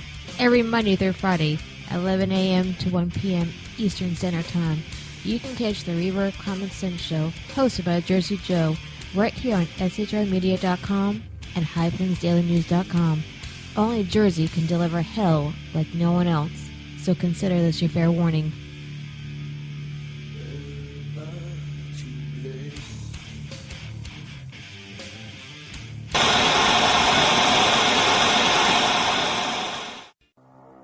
In a world controlled by corrupt politicians, You got a business. That you didn't build that. a team of ordinary men emerge from the ashes to give voice to the voiceless and hope to the hopeless. Sackhead Sean, Dude, I'm not saying cop for the stupid promo. Sackhead Clint, All good friends of ours usually show up drunk. also starring Sacco as the producer. I'm a little bit drunk, 'cause I'm drinking. They are the Sackheads Radio Show. Every Wednesday at 8 p.m. Pacific on shrmedia.com.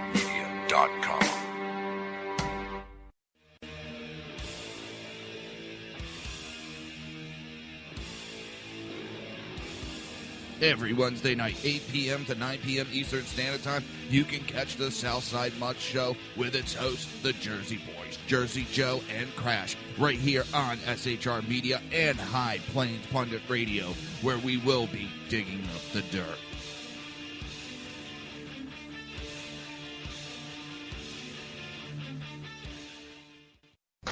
Times are dark.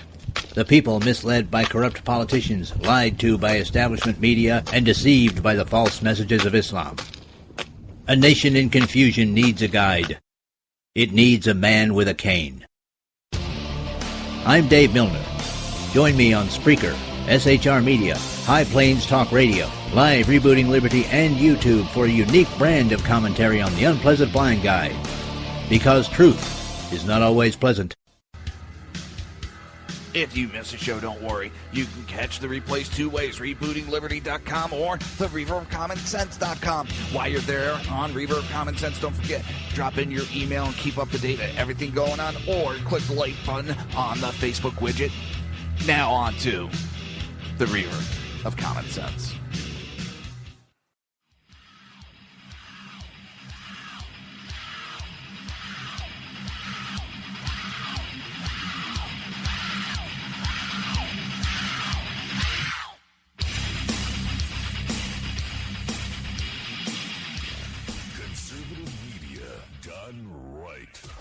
You're listening to the SHR Media Network.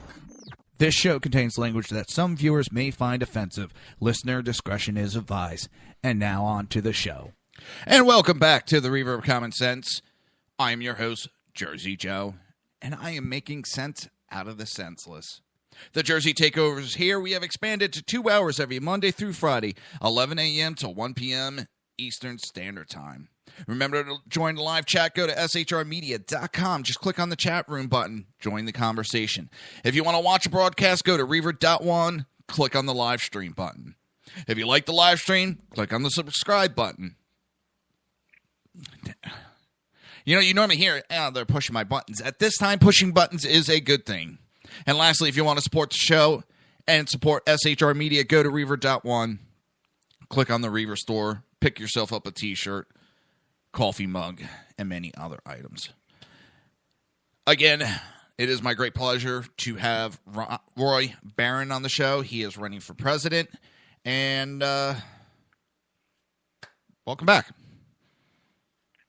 Well, thank you for being with me here, Jersey Joe. Another area I want to really touch on is that much of what we talked about today, none of the other presidential candidates are even remotely talked about or even asked in any of the debates.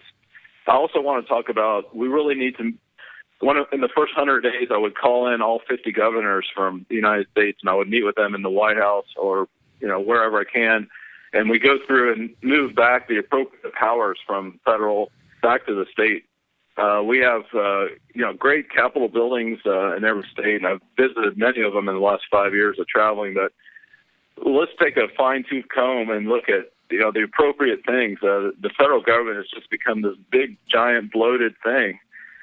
So look, I'm also looking at canceling some of the big federal programs, including the IRS. I want to make it an easy third grade level to do our taxes. And I'm saying if you make up to $40,000, you won't pay any tax. And one of the main reasons behind that is because we're getting to the point where we're taxing people so much that they can be taxed into welfare to where they can't even afford to go do their job. So if someone's making up to $40,000, they don't pay any tax, and then $40,000 to $100,000 is a 10% tax. And so the big thing, though, is really working with governors closely. I don't think I've even seen in the last, I want to say, 20 years. I guess I asked the question to you, Jersey Joe, in the audience, and we can talk about it later off air or on the chat room. Has anybody have any of the federal government met closely with the governors, like intensely, and said, okay, this needs to go back? Because the states, they know the state the best. So if we have federal people coming in and telling the state what to do, they have no clue as to what the state's going on. And we've already got all these layers of government for each state. So have you heard anything, though, of all the state leadership meeting closely with the federal leadership and saying, hey, this needs to be at the state level and this needs to be at the federal level? The only time I've ever heard, and I can't remember the exact moment it happened, is when there's a problem in an area. Then they'll have the governor come in, a couple governors come in and talk to the president.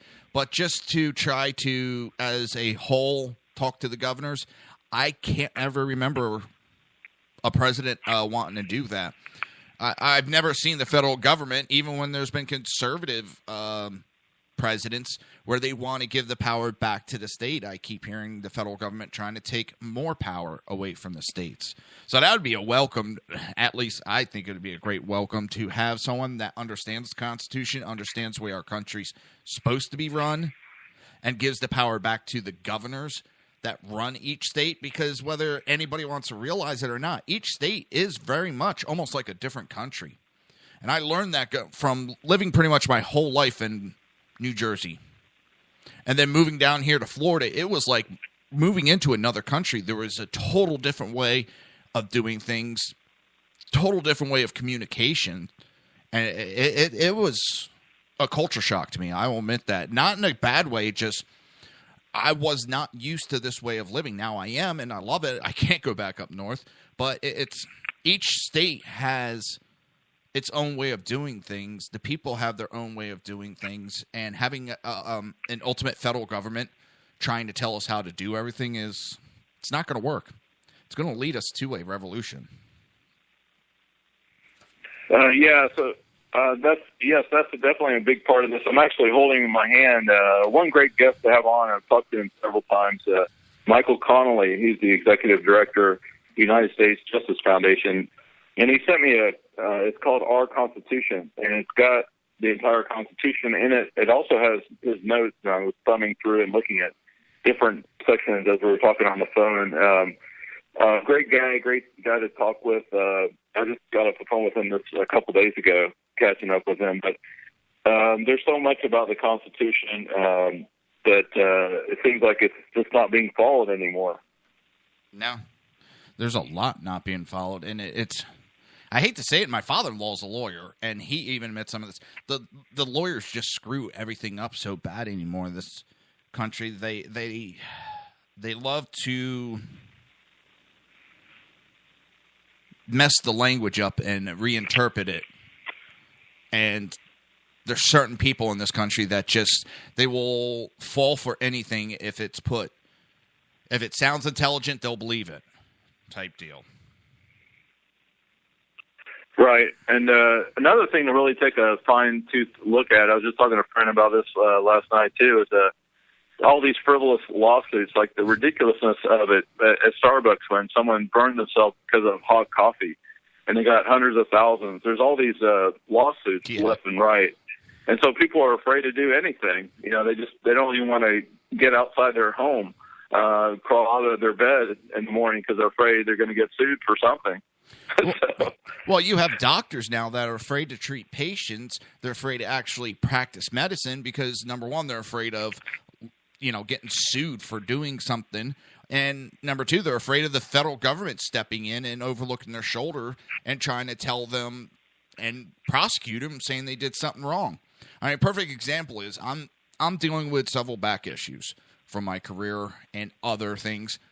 I can't really get any pain meds because all the doctors are afraid of the DEA coming in and busting them for it.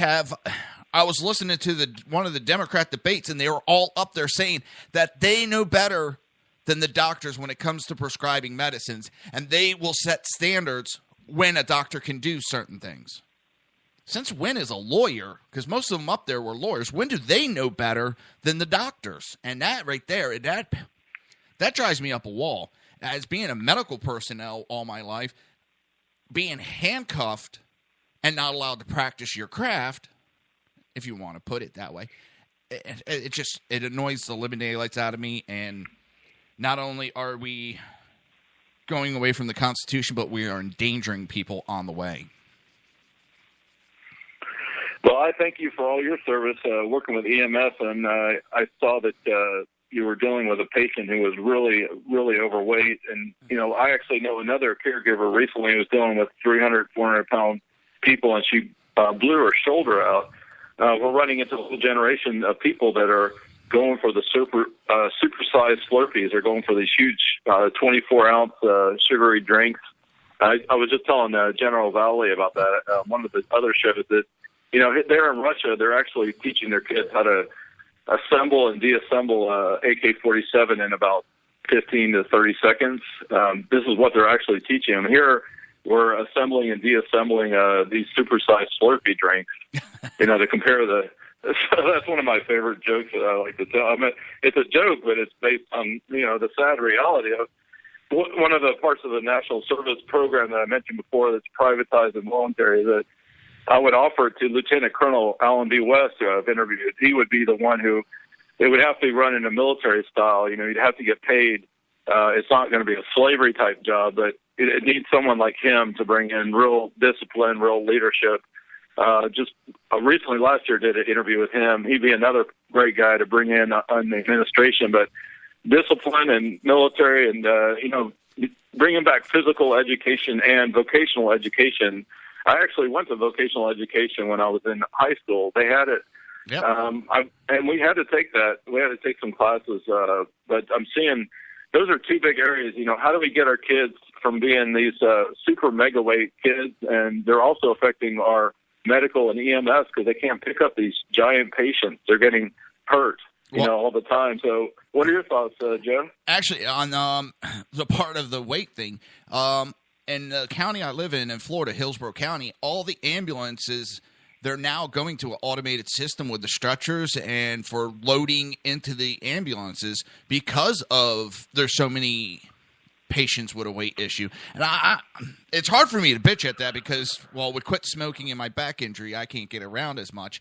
And I've put on some weight. I'm not all the way up there that got me injured, but I'm still up there. And I can understand sometimes it's, the weight can get on you and it's hard to get off.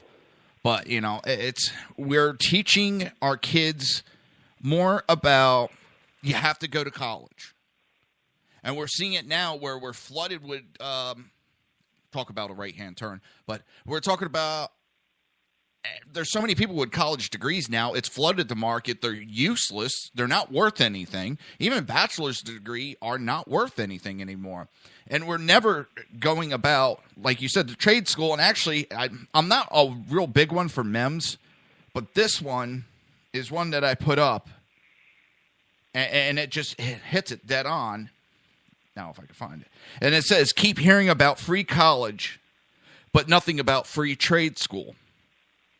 You have Mike Rowe out there, and he is constantly pushing, saying there's so many jobs that are open out there, but nobody will touch them because everybody's told they have to go to college and not trade school.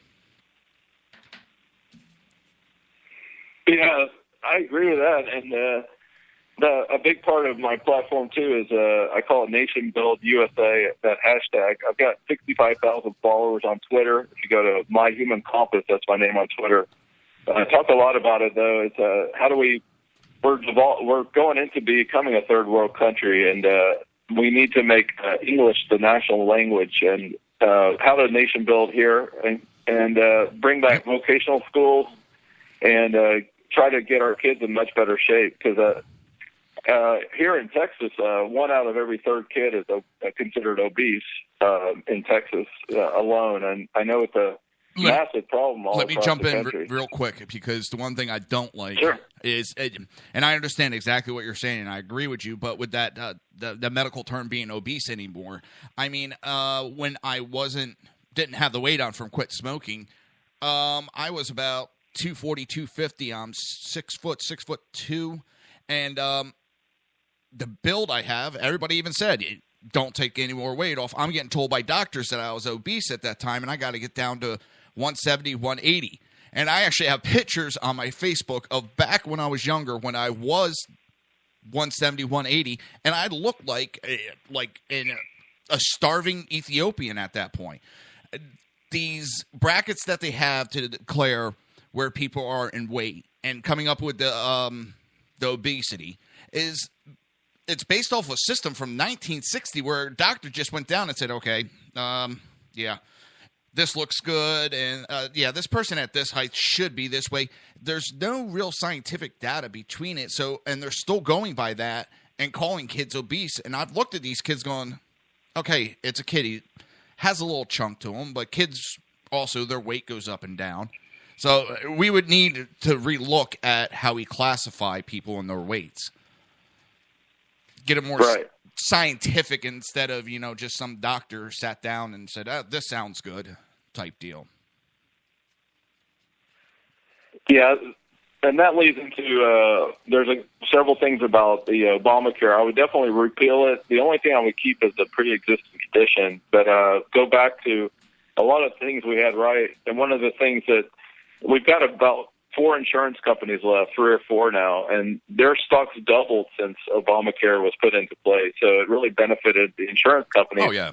Another bold move that makes me different than other presidential candidates that is completely, you'll never hear this on any of their debates or they've even talked about it, is we've gotten to the point where some of these industries, such as telecom, the banking systems, there's really pretty much no competition. So in telecom, for example, you got AT&T, Verizon, and that's about it for the main players.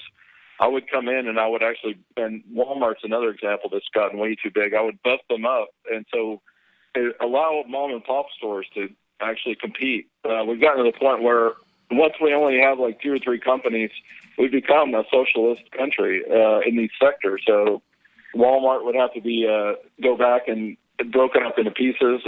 Verizon. Nobody else is talking about this. So these are all very unique things to do. And Teddy Roosevelt, the president, I didn't necessarily agree with everything, but he was known as the buster, the trust buster of these companies that just got too large. And so that's a really important point. Once they get to be so large and there's pretty much maybe 1, 2, it's called an oligopoly when you only have 3 in one sector. You're not going to be able to have free markets and competition. And I grew up in the 1970s where we had a lot of competition. We had the local bakery. We had I used to go to the butcher shop and all that. You had all these different choices, but even Starbucks might be a company to look at. They're running around the country. They're putting out all these mom and pop coffee stores, which actually have better coffee in my opinion than Starbucks. So, I love coffee. I mean, if I could mainline it, I'd be mainlining coffee. But it's to me, I mean, you're almost having to mortgage your house to get this little 8-ounce cup of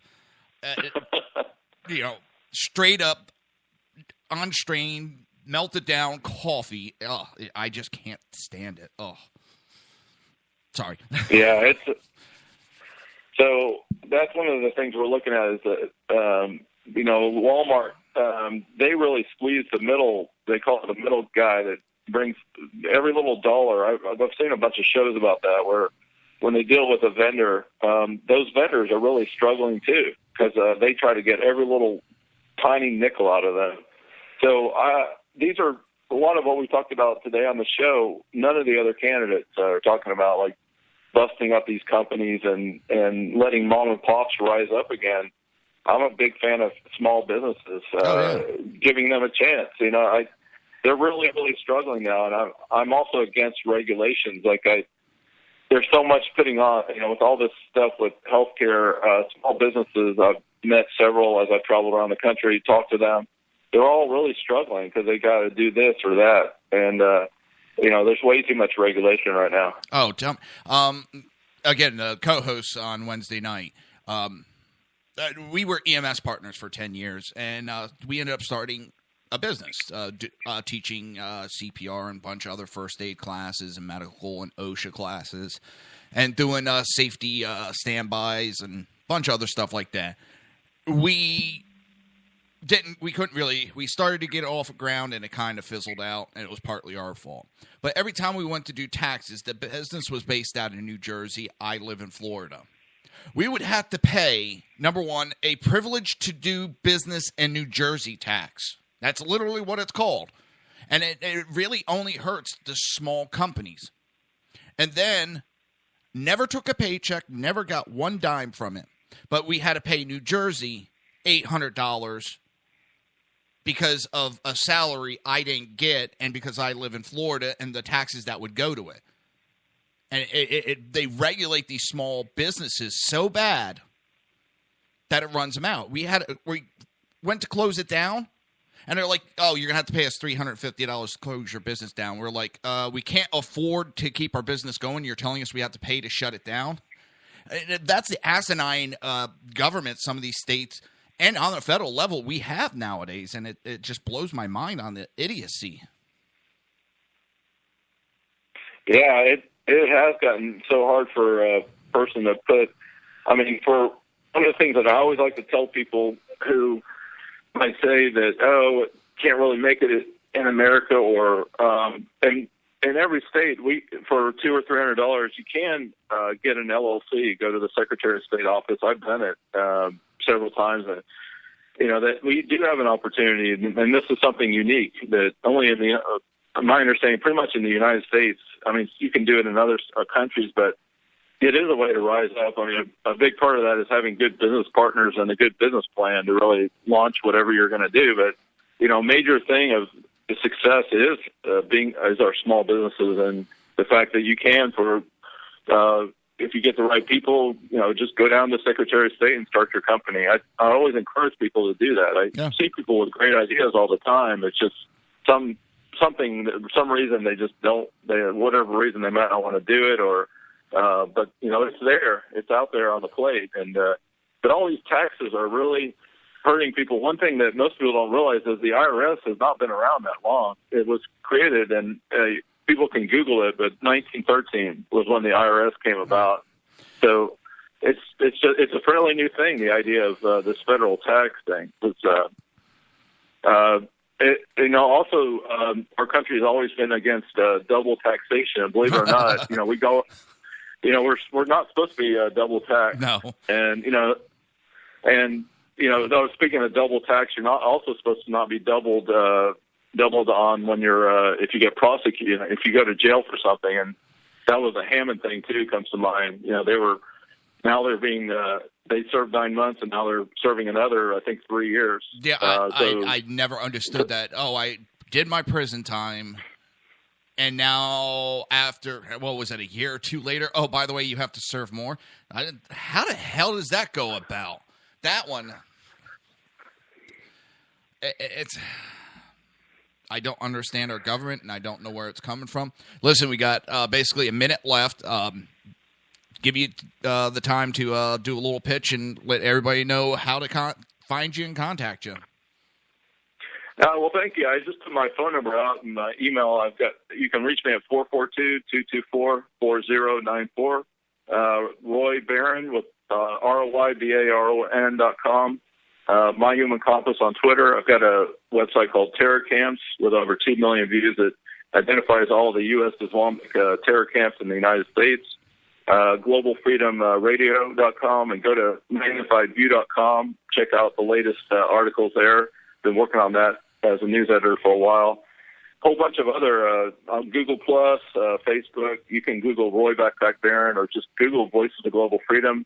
You'll find all the links, and if you Google Roy Barron, you'll find me. And the book is called Looking Glass Shattered: Cubicle Commando to Constitutional Conservative Leader. So thank you so much, Jersey Joe, for having me on. I'd love to come back another time on down the road. I'll give you an update. Yeah, just you know how to get a hold of me. Get a hold of me anytime you want. I want to thank everybody, as I always say, and I really mean it. It's an honor that you choose to listen to me, and it's a privilege. And it is Friday. That means it is time for a nice, relaxing weekend. Have fun, but be safe until Monday. Don't forget, Monday, 11 a.m. to 1 p.m. I'll be back. Till then, have a great weekend. You've been listening to the Reaver of Common Sense with its host, Jersey Joe. You can tune in every day, Monday through Friday, 11 a.m. to 1 p.m. Eastern Standard Time, right here on hppundit.com and shrmedia.com.